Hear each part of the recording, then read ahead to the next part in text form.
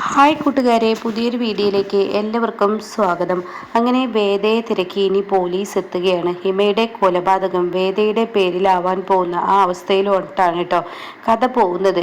ഇപ്പുറത്താണെങ്കിലോ ഹിമ മരിച്ചു എന്ന് വിശ്വസിച്ചിട്ടില്ല വേദ. കാരണം ഡെഡ് ബോഡി ആരുടെയോ കത്തിക്കരിഞ്ഞു, അത് സത്യം തന്നെ. പക്ഷേ പോലീസ് അന്വേഷണത്തിൽ എന്തായാലും വേദ കരുതിയിരിക്കുന്ന ഹിമ മരിക്കില്ല, അവളെ കണ്ടെത്തുമെന്ന പ്രതീക്ഷയാണ് കേട്ടോ.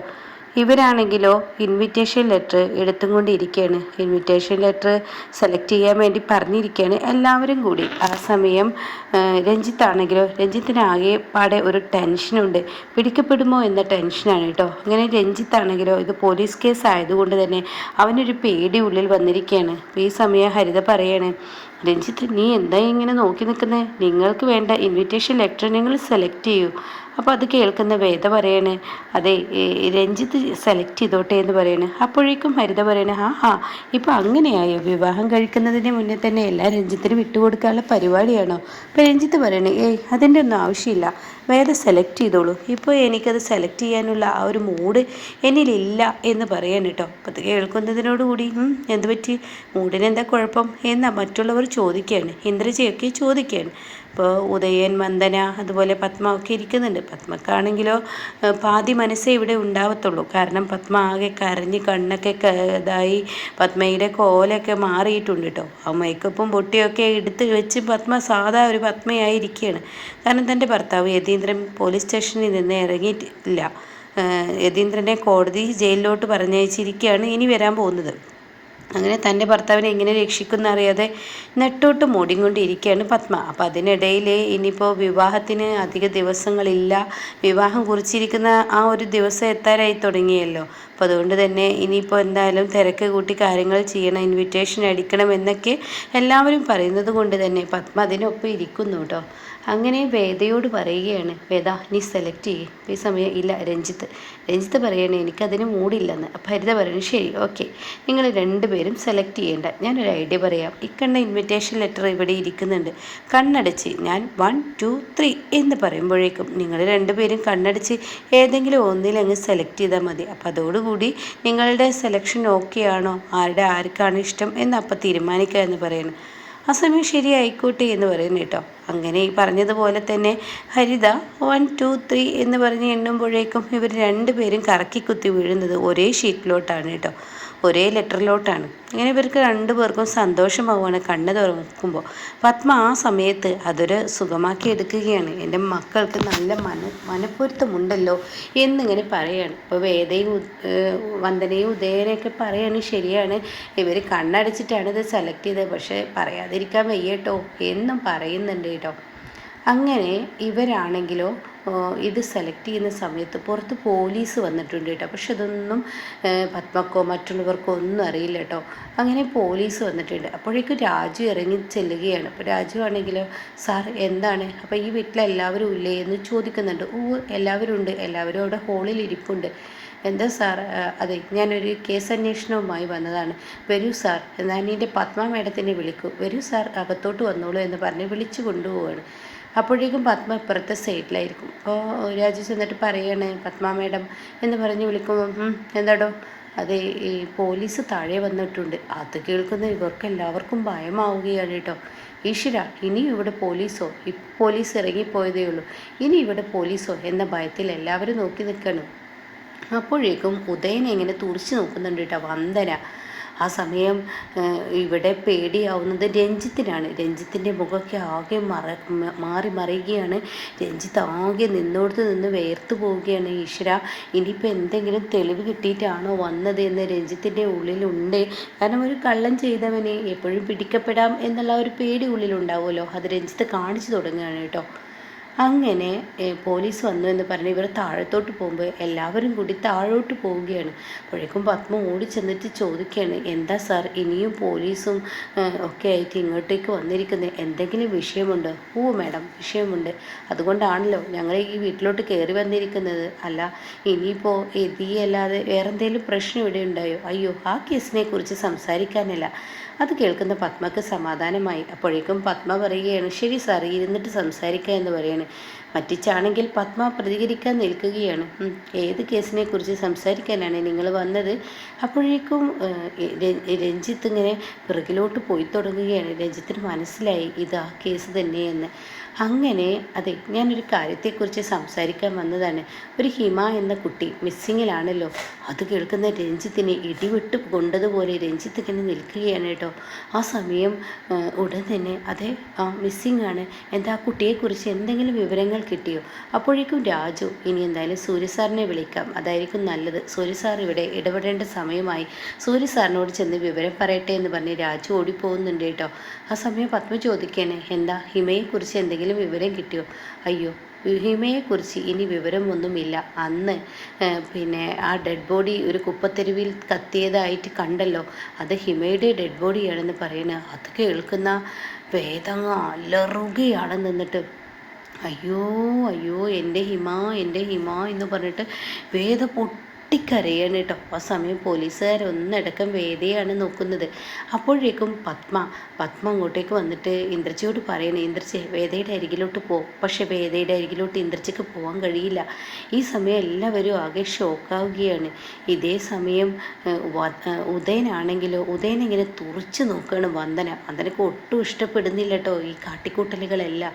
അങ്ങനെ പത്മ പറയുകയാണ്, സാർ അത് സംബന്ധമായി എന്താ ഇങ്ങോട്ടേക്ക് വന്നത്? അല്ല, ആ കുട്ടി ലാസ്റ്റ് ഈ വീട്ടിലാണ് ഉണ്ടായിരുന്നത്. ഈ വീട്ടിൽ എന്തിനു വന്നതായിരുന്നു? അപ്പോഴേക്കും സൂര്യ പറയണ, എന്താ സാർ, എന്താ പ്രശ്നം എന്ന് പറഞ്ഞ് സൂര്യ എത്തുകയാണ്. നന്ദിനിയും കൂടെയുണ്ട് കേട്ടോ. അപ്പോൾ സൂര്യയോട് ഡീറ്റെയിൽസ് ഒക്കെ പറയുകയാണ്. ഹിമ എന്ന് പറയുന്ന കുട്ടി മരിച്ചിരിക്കുന്നു. കഴിഞ്ഞ ദിവസം ടി വിയിലൊക്കെ പത്രത്തിലൊക്കെ നിങ്ങൾ കണ്ടിട്ടുണ്ടാവും. തെരുവിൽ നിന്നും ഒരു ഡെഡ് ബോഡി കിട്ടി കത്തിക്കരിഞ്ഞ ലെവലിൽ. എന്തായാലും അതിനെ മൃഗീയമായാണ് ആ കുട്ടിയെ കൊന്നിരിക്കുന്ന ഒരു സൈക്കോ ആണ് അത് ചെയ്തത് എന്ന് പറയുന്നത് കേട്ടോ. അതങ്ങ് കേൾക്കുന്നതിനോട് കൂടിയിട്ട് എല്ലാവരും ആകെ ഷോക്കാവാണ്. സൈക്കോ എന്ന് പറയുമ്പോൾ രഞ്ജിത്തിൻ്റെ മുഖമൊക്കെ മാറി വരികയാണ്. ഒരാൾ തൻ്റെ മുഖത്ത് നോക്കി സൈക്കോ എന്ന് വിളിക്കുന്ന ആ ഒരു ഇതുണ്ടല്ലോ, അത് പറയാനില്ല. അങ്ങനെ ഇങ്ങനെ മാറി നിൽക്കുകയാണ് കേട്ടോ. അങ്ങനെ രഞ്ജിത്താണെങ്കിലോ പിന്നീട് ഉള്ളിലോട്ട് വലിയുക തന്നെ രഞ്ജിത്ത് ചെയ്യുന്നുണ്ട് കേട്ടോ. ആ സമയം വേദയുടെ കരച്ചിൽ കാണുമ്പോൾ പോലീസുകാർ ചോദിക്കുകയാണ്, ഈ ഹിമ എന്ന് പറയുന്ന കുട്ടി എന്തിനിങ്ങോട്ടേക്ക് വന്നു? അപ്പോൾ വേദ പറയാണ്, അവൾ എൻ്റെ ബെസ്റ്റ് ഫ്രണ്ടാണ്. LKG മുതൽ ഞാനും അവളും പഠിപ്പ് തുടങ്ങിയതാണ്. അവൾ എൻ്റെ ബെസ്റ്റ് ഫ്രണ്ടാണ്. എൻ്റെ വിവാഹ ആവശ്യത്തിനാണ് അവൾ ഇവിടോട്ട് വന്നത്. എൻ്റെ വിവാഹ നിശ്ചയമായിരുന്നു. അപ്പോഴേക്കും സൂര്യ പറയാണ്, എൻ്റെ പെങ്ങളുടെ വിവാഹ നിശ്ചയം ഇന്നലെ രാത്രി ഇവിടെ നടക്കുകയായിരുന്നു. അപ്പോൾ അതിന് അവളുടെ ബെസ്റ്റ് ഫ്രണ്ടിനെ വിളിച്ചിരുന്നു. അപ്പോൾ ഉടൻ തന്നെ ഹിമയെക്കുറിച്ച് വേദ പിന്നീട് പറയുകയാണ്, എൻ്റെ ബെസ്റ്റ് ഫ്രണ്ടിനോട് മേക്കപ്പ് സെറ്റ് വാങ്ങുവാൻ വേണ്ടി അങ്ങോട്ടേക്ക് വരികയും പിന്നീട് ഞങ്ങൾ ഈ വിവാഹ നിശ്ചയത്തിൽ പങ്കെടുക്കുന്ന സമയം കുങ്കുമം അവളുടെ മേത്ത് പോവുകയും അതിനെ തുടർന്ന് അവൾ ഡ്രസ്സ് മാറ്റാൻ വേണ്ടി റൂമിലോട്ട് പോവുകയും ചെയ്തു എന്നൊക്കെ ഇങ്ങനെ പറയുകയാണ്. അപ്പോൾ ആ സമയം ആ വാക്കുകൾ അങ്ങ് കേൾക്കുമ്പോൾ ഉടൻ തന്നെ പോലീസ് പറയാണ്, ഡ്രസ്സ് മാറ്റിയിട്ട് പിന്നെ ഹിമ വന്നില്ലേ? ഹിമ എങ്ങോട്ടേക്ക് പോയി എന്ന് നിങ്ങൾ അന്വേഷിക്കാത്തത് എന്ത്? നിങ്ങൾ എന്തുകൊണ്ട് അന്വേഷിച്ചില്ല? ആ കുട്ടി എങ്ങോട്ടേക്ക് പോയി? ആ കുട്ടിയുടെ വിവരം പറ. അപ്പോഴേക്കും ഉടൻ തന്നെ ഇവിടെ സൂര്യ പറയാണ്, അതിനിവിടെ ഒരു പ്രത്യേക മാനസികാവസ്ഥയുണ്ടായി. എൻ്റെ ഡാഡിയെ ഇന്നലെ പോലീസ് അറസ്റ്റ് ചെയ്തത് നിങ്ങൾക്കറിയാമല്ലോ. അതുകൊണ്ട് ഡാഡി അറസ്റ്റിലായപ്പോൾ ഞങ്ങൾ പിന്നീട് ഹിമയെക്കുറിച്ച് അന്വേഷിച്ചില്ല. ഹിമ അവളുടെ വീട്ടിലോട്ട് പോയിട്ടുണ്ടാവും എന്നൊരു ധാരണയാണ് ഞങ്ങളിൽ ഉണ്ടായതെന്ന് പറയണം കേട്ടോ. ആ സമയം ഹിമ ഇങ്ങനെയാണ് പോയതെന്ന് പറയുമ്പോൾ ഒട്ടും തന്നെ സഹിക്കാൻ കഴിയില്ല വേദക്ക്. അപ്പോൾ വേദ ഇങ്ങനെ കരയുകയാണ്, അയ്യോ എൻ്റെ ഹിമ, എന്നാലും നിനക്കിത് വന്നല്ലോടി, നിനക്ക് എൻ്റെ വിവാഹ നിശ്ചയത്തിന് തന്നെ ഇത് വന്നല്ലോടി എന്ന് പറഞ്ഞിട്ട് വേദ മാറിത്തുടങ്ങുകയാണ്. കാരണം ഇപ്പോഴത്തെ എപ്പിസോഡിൽ തന്നെ കാണാമല്ലോ വേദയുടെ ജാതകദോഷം അതോ രഞ്ജിത്തിൻ്റെ ജാതകദോഷം കൊണ്ടാണ് അങ്ങനെയൊക്കെ സംഭവിക്കുന്നത് എന്നുള്ളത് ഉണ്ടല്ലോ. അപ്പോൾ അങ്ങനെയൊക്കെ ചെറുതായി വേദ ഇനി സാധാരണ മനുഷ്യനിലോട്ട് ഇറങ്ങി വരുന്നൊരു വേദയായി മാറുകയാണ് കേട്ടോ. അപ്പോൾ ഈ സമയം വേദ ഇങ്ങനെ കരയുകയാണ്. ആ സമയം കുട്ടി എന്തായാലും ആ കുട്ടിയുടെ ഒരു കാര്യം ഞാനിവിടെ പറയാം. ആ കുട്ടി ഈ വീട്ടിൽ നിന്നും പുറത്ത് എങ്ങോട്ടേക്കും പോയിട്ടില്ല. അത് കേൾക്കുന്ന രഞ്ജിത്ത് ആകെ ഞെട്ടുകയാണ്. ആ കുട്ടി ഇവിടെ തന്നെ ഉണ്ട്. കാരണം അതിൻ്റെ ഫോണിൻ്റെ ലാസ്റ്റ് സിഗ്നൽ ഉണ്ടായത് ഈ വീട്ടിലാണ്. പിന്നീട് ആ ഫോണിൻ്റെ സിഗ്നൽ വേറെ എവിടെയും കാണിച്ചിട്ടില്ല. ആ കുട്ടി ഇവിടെ തന്നെയുണ്ട്. ആ കുട്ടിക്ക് ഈ വീട്ടിൽ വെച്ച് എന്തോ സംഭവിച്ചിട്ടുണ്ട്.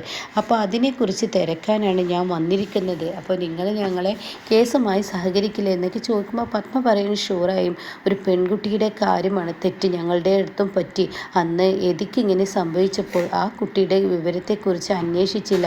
അവളുടെ അച്ഛനും അമ്മയൊക്കെ ഓരോ പരാതികൾ പറഞ്ഞത് കേട്ടപ്പോൾ ഞങ്ങൾ ചിന്തിച്ചത് അവൾ ഇന്നല്ലെങ്കിൽ നാളെ കൂട്ടുകാരിയുടെയൊക്കെ വീട്ടിലോട്ട് പോയിട്ട് അവിടെ എത്തുമെന്നാണ്. പക്ഷേ ഇതൊരിക്കലും പ്രതീക്ഷയില്ല. എന്നാൽ ശരി, എന്തെങ്കിലും വിവരം കിട്ടിയാൽ ഞാൻ വിളിക്കാമെന്നൊക്കെ പറഞ്ഞിട്ട് പോലീസുകാരെ ഇറങ്ങിപ്പോവാണ്. ആ സമയം വന്ദന കണ്ണുരുട്ടിയിട്ട് ഉദയനോട് പറയണം, മര്യാദക്ക് ഇങ്ങ് വാ എന്ന് പറയണേ. അപ്പോഴേക്കും ഉദയൻ പുറത്തോട്ട് പോവാതെ ഉദയൻ വന്ദനയുടെ കൂടെ പോവാണ്. ഇത് ഇവിടെ മകള് കാണുകയാണ് കേട്ടോ, ഹരിത കാണുകയാണ്. അങ്ങനെ ഹരിത പിറകെ പോവുകയാണ്. പിന്നീട് വന്ദന അങ്ങ് ദേഷ്യപ്പെടുകയാണ്. അതേ, ജോത്സ്യം പറഞ്ഞത് നമ്മുടെ മകന് 3 മാസം കൊണ്ട് വിവാഹം നടത്തണമെന്നാണ്. അതൊക്കെ ശരി തന്നെയാണ്. പിന്നീട് അവനൊരു വിവാഹ യോഗമില്ല എന്ന് പറഞ്ഞു.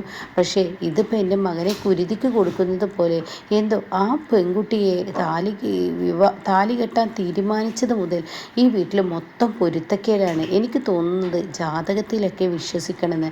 ജാതകത്തിന് എന്തോ കുഴപ്പമുണ്ട്, ആ പെൺകുട്ടിക്ക് എന്തോ കാര്യമായ പ്രശ്നമുണ്ട്. നടക്കാൻ പാടില്ലാത്ത വിവാഹം നടക്കുന്നു എന്നുള്ളതിൻ്റെ ആ സൂചനകൾ, അതായത് സൂചനകൾ ദൈവം കാണിച്ചു തരിക. എൻ്റെ വന്ദനെ, നീ ഇങ്ങനെയൊന്നും പറയാതെ, ഇതൊക്കെ പറയുന്നത് തെറ്റാണ്. എന്ത് പറയാതെ എനിക്ക് എൻ്റെ മോനെ പരീക്ഷണത്തിന് ഇട്ട് കൊടുക്കാൻ പറ്റില്ല. അപ്പോഴേക്ക് ഹരിത കയറി വരികയാണ്. എൻ്റെ മമ്മി ഒന്ന് ചിന്തിക്ക്, ഇതൊക്കെ യാദൃശികമായി ഉണ്ടായതാണ്. യതീന്ദ്രൻ അങ്ങളുടെ കാര്യമാണെങ്കിൽ എങ്ങനെ സംഭവിച്ചു എന്നുള്ളത് ഞാൻ പറയേണ്ടതില്ലല്ലോ. പിന്നെ ഹിമയ്ക്ക് എന്ത് സംഭവിച്ചു? അതൊരു പെൺകുട്ടിയല്ലേ, അത് ഒരു പക്ഷേ അവൾ പുറത്ത് പോവുകയെ അവൾക്ക് വല്ല ലവറോ അങ്ങനെ എന്തെങ്കിലുമൊക്കെ ഉണ്ടെങ്കിലോ അതൊന്നും പറയാൻ പറ്റില്ല. അതും വേദയും രഞ്ജിത്തും തമ്മിലുള്ളത് എന്ത് പ്രശ്നമാണ്? ഒന്നാമത് ഈ ജാതകം എന്നൊക്കെ പറഞ്ഞ് മമ്മി ഇങ്ങനെ ഓരോന്നും പറയാതെ നമുക്ക് ഒരു നിലയും വിലയും ഇപ്പോൾ കിട്ടുന്നത് ഈ പത്മയെ കൊണ്ടാണ്. നമ്മൾ US-ലാകുമ്പോൾ ഈ അച്ഛൻ്റെ മക്കളാണെന്ന് പറഞ്ഞ് ആരും അറിയത്തില്ല. പക്ഷേ ഇവിടെ ഈ നാട്ടിൽ പത്മയുടെ മകളെയാണ് നിങ്ങളുടെ മകൻ കല്യാണം കഴിച്ചതെന്ന് പറഞ്ഞാൽ എല്ലാവരും അറിയും.